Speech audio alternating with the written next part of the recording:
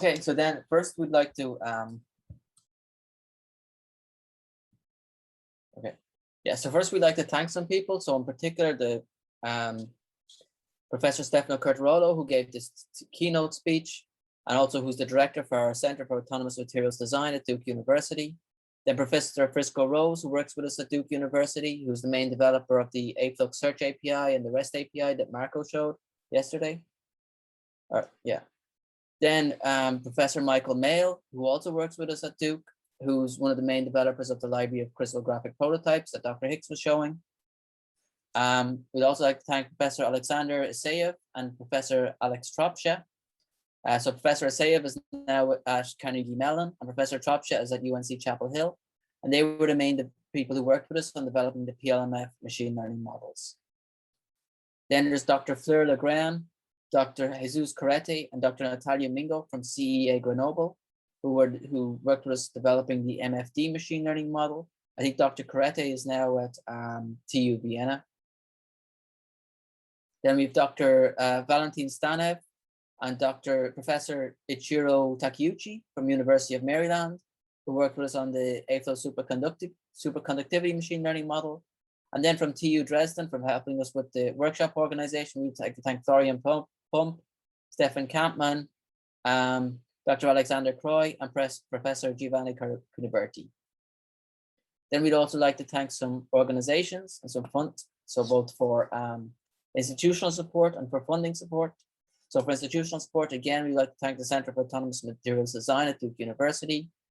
Then for hosting this workshop, we'd like to thank the Chair of Material Science and Nanotechnology at TU Dresden and the Helmholtz Center in Dresden-Rossendorf.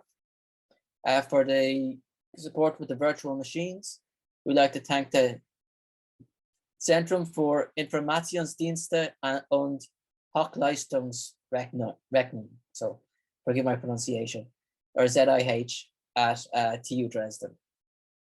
So for funding support, we'd like to thank the Office of Naval Research, the National Science Foundation here in the US, and then finally in Germany, we'd like to thank for the Alexander von Humboldt Foundation.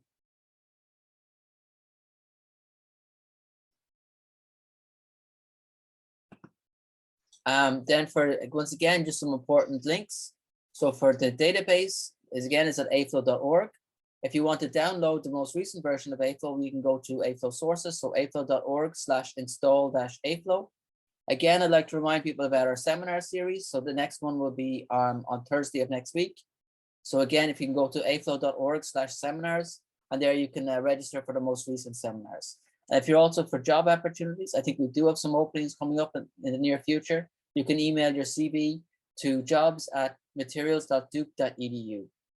So again, some contact information for the instructors for this course.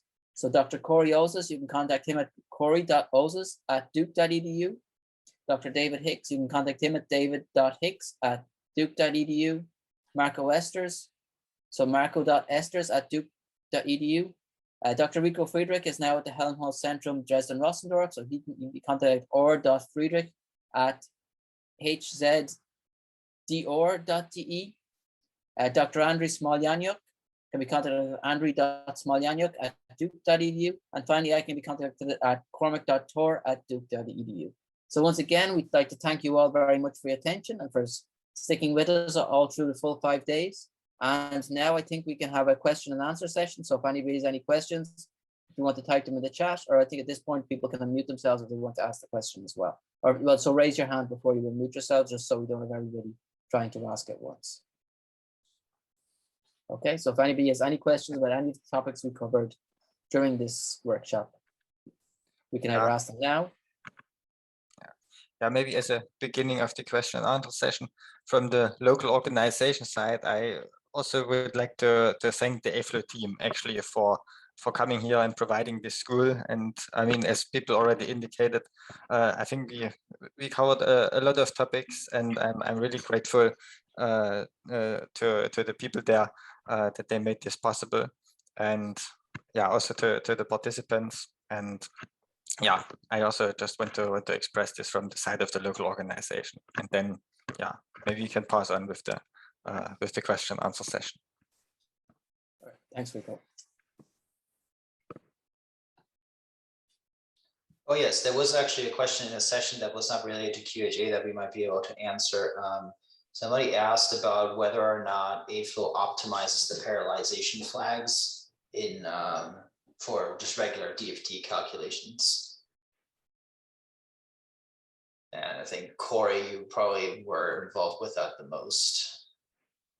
Yeah, sure. I wasn't sure if you're going to answer or not. No, absolutely. We do optimize for the parallelization flags, this NPAR, NCore. We have we've done a number of tests on a number of different machines, and we do optimize those values depending on the number of CPUs that you submit the job with. So, yeah, all of these flags have been heavily tested.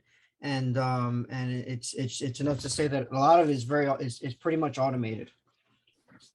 And I think we're also we are working on always improving our formula for calculating the number of bands that are optimal to use. What we do not optimize is KPAR. KPAR is a difficult flag to optimize. It can make calculations faster, but it also consumes a lot more memory.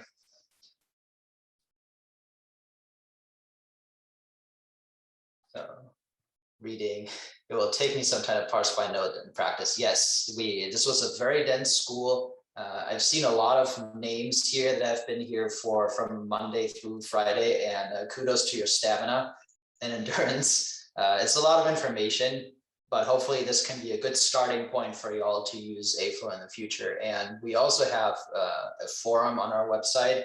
If you get stuck on something major, feel free to contact us too. And I will send an email around where you can download all the exercise files, and the PDF files and recordings will be available hopefully in the next 2 weeks, because we need to edit those. We have just big chunks of recordings, so we can put them all into separate sessions. That will take us some time. And yeah, another survey will come out today. But maybe maybe you could also show how to retrieve the data from basically the virtual machines via the cloud, or we can mention this in the I can mention it. It is in your day 2 email, but you will get a link where you can download the exercises from scratch, so you can redo the exercises too.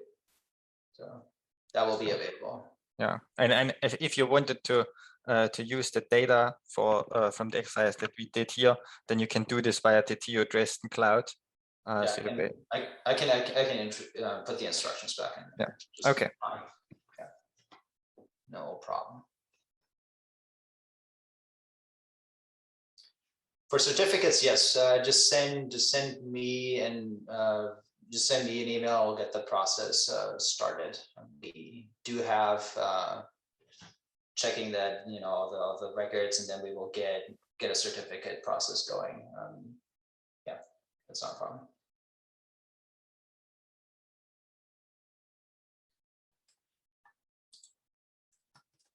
Put my email in the chat again.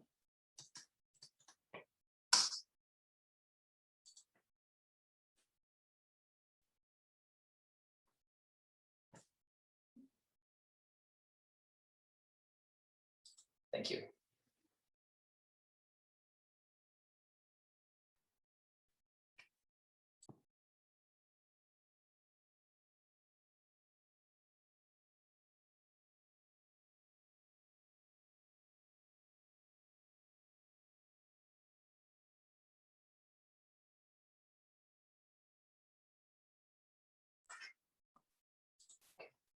Looks like there aren't any questions. I'm sure they will come up eventually. But yeah, we really enjoyed teaching y'all. Y'all have been a great group. Lots of very, very good questions and good participation. It's great. I had a good time.